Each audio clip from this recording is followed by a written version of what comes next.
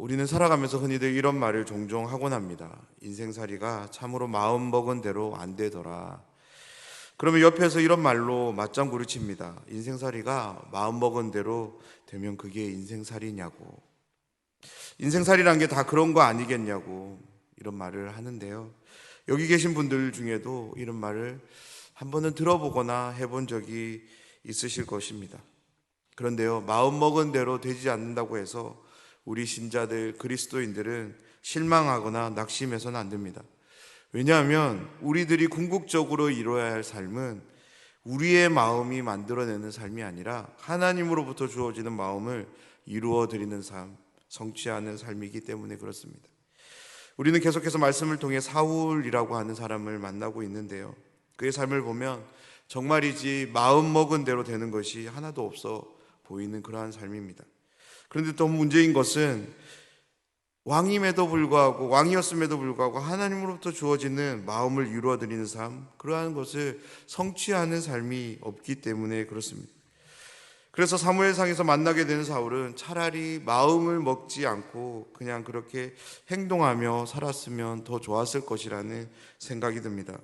왜 이런 생각이 드냐면, 사울이 범한 죄들을 말씀에서 한번 찾아가 읽어보면 굳이 마음을 먹지 않아도 되는 그 마음 때문에, 그 마음을 먹게 되었을 때 사울은 죄를 범했기 때문에 그렇습니다. 사울의 모든 죄의 시작은 그가 무언가를 하기 위해서 마음을 먹음에서 시작되었습니다. 그로 인해 사울은 하나님으로부터 버림당하고, 성경은 그 결과로 그에게서 하나님의 영이 떠났다라고 기록하고 있습니다. 그래서 그는 하나님의 마음을 헤아릴 수 없게 되었고, 그로 인해 하나님의 뜻을 성취할 수 있는 그런 삶을 살아갈 수 없게 된 것입니다. 그의 비참함은 여기서 끝나지 않고 하나님의 영은 떠나고 하나님이 부르시는 악령이 그와 함께하는 삶으로 나아갑니다. 사울의 이러한 모습을 통해서 깨닫게 되는 것이 있는데요, 그것은 하나님과 함께하는 삶이 어떠한 것인가를 다시 한번 깊이 묵상하게 됩니다. 조금 더 구체적으로 말하자면, 하나님을 내 삶의 주인으로 인정하고 왕으로 모시고 살아가는 삶, 그러지 않는 삶이 어떠한 비참함을 가지고 오는지를 우리는 사울을 통해서 알게 되는데요, 사울은 분명 하나님이 택한 사람이었고, 그래서 하나님은 그를 왕으로까지 세웠습니다. 그를 통해 이스라엘이라고 하는 나라를 하나님은 다스리기를 원하셨습니다. 그렇기 때문에 사울은 늘 깨어서 자신을 왕으로 세우신 하나님을 기억하며 하나님을 인정하는 삶을 살아가야 했습니다.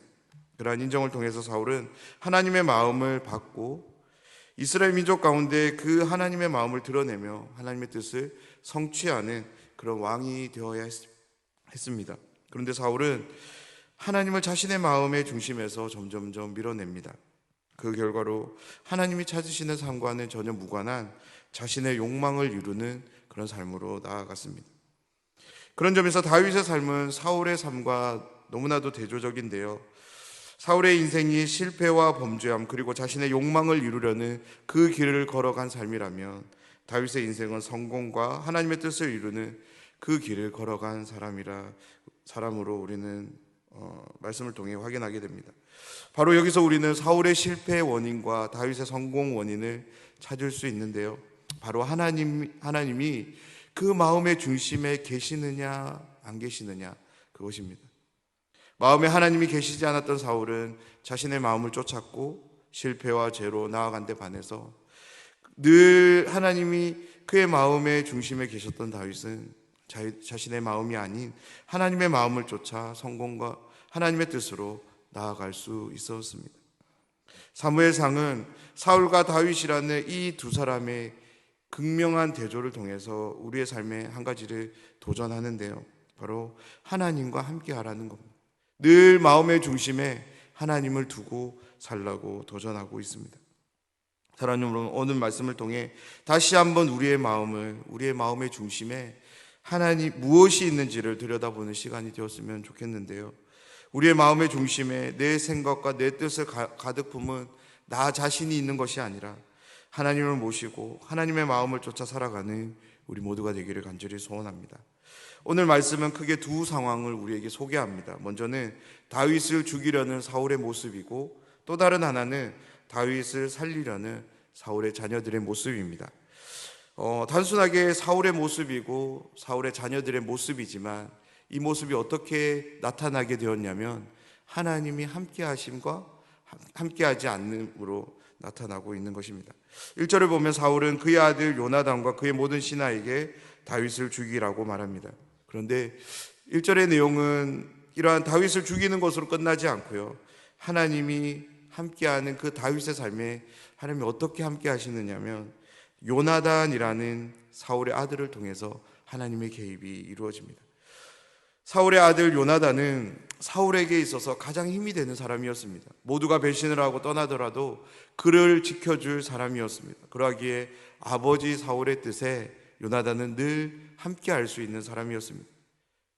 그러있기에 아버지 사울의 뜻인 다윗을 죽이는 이 일에도 요나단은 함께 해야만 했습니다.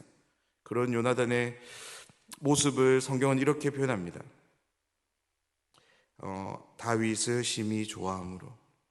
구체적으로 모든 내용을 담아내고 있지는 않지만 이 말씀 속에서 우리는 아버지를 배신하려는 그 아들의 모습을 우리는 볼 수 있습니다. 2절 말씀인데요, 내 아버지 사울이 너를 죽이기를 꾀하시느니라. 그러므로 이제 정하노니 아침에 조심하여 은밀한 곳에 숨어 있으라 라고 요나단은 다윗에게 말합니다.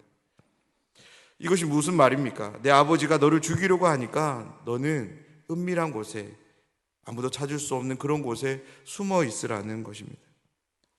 다름 아닌 요나단은 아버지의 계략을 다윗에게 알려주고 있는 것이죠. 다윗에게 사울의 계략을 알린 요나단은 아버지 사울을 찾아가서 다윗에 대한 이런저런 칭찬을 늘어놓습니다. 그 말을 들은 사울의 반응을 6절은 이렇게 기록하는데요, 사울이 요나단의 말을 듣고 맹세하되 여호와께서 살아계심을 두고 맹세하거니와 그가 죽임을 당하지 아니하리라. 아들의 말을 듣고 안심하게 된 건지 사울은 요나단에게 이러한 맹세의 말을 합니다. 다윗을 죽이지 않을 것이라고. 아버지로부터 다윗의 생명에 대한 보존을 얻게 된 요나단은 곧장 다윗을 찾아갑니다. 사랑하는 여러분, 이때 다윗을 찾아가는 요나단의 심정이 어떠했을까요? 이루 말할 수 없는 그런 가슴 벅찬 감격을 가지고 그가 사랑했던 다윗을 찾아 뛰어갔을 것입니다. 다윗을 만난 요나단은 아버지의 맹세를 전하게 되고 다윗은 이전과 같이 사울 곁에 있게 됩니다. 1절에서 7절까지가 아들 요나단의 도움에 의해서 다윗의 생명이 보존하게 되는 내용이었다면 8절을 시작으로는 사울의 딸이며 다윗의 아내인 미갈에 의해서 생명을 보존하게 되는 그런 내용입니다. 다윗을 통해 블레셋과의 전쟁에서 승리를 얻은 사울은 다시 왕궁에 그의 집에 있게 되는데요, 9절 말씀을 보면 사울의 손에는 단창이 있었다라고 이야기하고요, 그가 집에 앉아 있을 때 여호와께서 부리신 악령이 사울에게 접했다라고 말씀은 소개합니다. 그리고 이전과 같이 악령에 사로잡힌 그 사울을 위해서 다윗은 수금을 연주합니다. 성경은 앞에 나오는 상황과 유사한 상황을 다시금 소개하는데요, 이 상황은 사울의 마음에 다윗을 죽이려는 그 마음이 사라지지 않았음을 우리에게 보여줍니다. 사랑하는 여러분, 이 상황을 한번 생각해 보시기를 부탁드립니다. 악령에 사로잡힌 사울을 위해 수금을 타는 다윗의 행동은 다름 아닌 사울을 위하는 행동입니다. 왜 그렇습니까? 다윗이 수금을 탈 때 사울은 악령으로부터 벗어날 수 있었기 때문입니다. 사울은 앞서 다윗의 수금 연주를 통해 악령으로부터의 해방을 여러 번 경험했습니다. 그때 그 고마움으로 인해 다윗을 곁에 두고 자신의 무기 드는 자로 삼았습니다. 악령이 접하는 것이 정확하게 어떤 것인지 모르지만 결코 유쾌한 일은 아니었을 것입니다. 고통이 따르는 일이고 겪고 싶지 않은 그런 일이었을 것입니다. 그런 어려움 가운데서 건진받을 수 있는 유일한 수단이 무엇이었습니까? 다윗의 수금 연주였습니다. 다윗의 수금 연주로 악령은 떠나고 정신을 차리게 된 사울이 곧장 한 행동이 무엇이냐면 그것은 반인륜적인 행동이죠. 자신이 가지고 있던 단창을 다윗을 벽에 박으려고 한 것입니다. 사울의 이러한 공격을 피한 다윗은 그 즉시로 생명의 위협을 느끼고 사울을 떠나 탈출합니다. 사울은 도망간 다윗을 잡기 위해 다윗의 집에 전령을 보냈는데요. 사울이 전령을 보냈다는 것은 지금 당장 다윗을 죽이겠다는 강한 의지가 담긴 표현인 거죠. 그때 사울의 딸이자 다윗의 아내인 미갈이 사울의 계략을 알고는 다윗을 피할 수 있도록 도와줍니다. 그리고 기지를 발휘해서 마치 다윗이 있는 것처럼 꾸미는데요. 미갈의 행동은 결국에는 거짓말로 들통나죠. 17절 말씀입니다.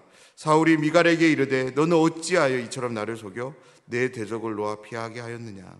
미갈이 사울에게 대답하되 그가 내게 이르기를 나를 놓아 가게 하라. 어찌하여 나로 너를 죽이게 하겠느냐 하더이다 하니라. 아내의 도움을 얻어 위기를 탈출하게 된 다윗은 라마로 가서 사무엘을 만납니다. 그리고 그에게 사울이 자신에게 한 모든 행동들을 말합니다. 18절에 보면 다윗과 사무엘이 나요스로 가서 살았더라라는 부분이 나오는데요. 여기서 나요스는 어느 특정 지역의 지명을 가리키는 말이 아니라 사무엘의 지도하에 있었던 그런 예언자 집단이 거주했던 그런 거주 공간인데요. 쉽게 말하자면 사무엘이 운영했던 그런 선지자 학교 명으로 우리가 생각하면 될 것 같습니다. 다윗을 잡기 위해 사울은 라마 나요까지 사람을 보냅니다. 그때 하나님은 하나님의 방법대로 다윗을 도우시는데요. 다윗을 잡으러 온 모든 사람들이 예언하기를 시작합니다. 이들이 한 예언이 무엇인지 우리는 알 수 없지만 한 가지 분명한 것은 이 예언함을 통해서 다윗을 죽이려 했던 사람들은 그 모든 행동들을 포기하게 되는 거죠. 포기했다는 것입니다. 보낸 사람들의 소식이 없게 되자 사울은 또 사람을 보내는데요. 보낸 그 사람들에게도 하나님이 예언하게 하십니다. 그렇게 3번을 걸쳐서 사울이 사람을 보내고 그 사람들이 아무런 소식이 없자 사울은 이번에는 자신이 직접 다윗을 찾아갑니다. 그때 하나님은 사울에게 역사하십니다. 하나님의 영에 감동된 사울은 예언하기를 시작하는데요. 라마 나요스에 이르기까지 걸어가며 예언을 했다라고 성경은 기록합니다. 그런데 하나님은 사울에게는 특별한 행동을 하게 하시는데요. 모든 것을 벗어버리고 땅에 누워 예언을 했다라고 소개하고 오늘 말씀은 마쳐집니다. 사랑하는 여러분, 오늘 말씀에서 사울과 다윗을 보면 한 사람은 하나님이 도우시는 사람이었고 다른 한 사람은 하나님이 돕지 않는, 오히려 하나님의 도움이 그에게 어려움으로 함께하는 그런 사람이었습니다. 무엇이 이러한 극명한 차이를 낳게 했을까요? 그것은 그 마음에 하나님이 계신가 안 계신가 그 차이였습니다. 사랑하는 여러분, 오늘을 시작으로 우리의 삶이 어떠하기를 원하십니까? 사울의 길인 실패와 죄를 짓는 길, 다윗의 길인 성공과 하나님의 뜻을 이루는 길, 이 두 길이 우리 앞에 펼쳐져 있다고 한다면 여러분은 어떤 길을 선택해서 걷기를 원하십니까? 사울의 길인 실패와 죄를 짓는 길을 선택해서 걸어가실 분은 한 분도 안 계실 것입니다. 그렇다면 다윗의 길인 성공과 하나님의 뜻을 이루는 길은 어떻게 걸어갈 수 있을까요? 하나님을 인정하는 삶만이, 그 마음의 중심이 하나님을 향하는 신자만이 성공의 길, 하나님의 뜻을 이루어드리는 그 다윗의 걸은 그 길을 걷게 될 줄 믿습니다. 사랑하는 여러분, 오늘 다시금 우리의 마음의 중심에 하나님을 모시는 그런 하루가 되기를 소망합니다. 그래서 우리의 마음의 중심에 좌정하신 하나님께서 허락하시는 그 마음과 생각, 그 뜻을 붙잡아서 하나님의 마음을 이 땅에 펼쳐 보이며 하나님의 뜻을 성취하는 그런 삶을 살아가는 하나님의 신실한 아들, 딸들이 되시길 주님의 이름으로 축원합니다.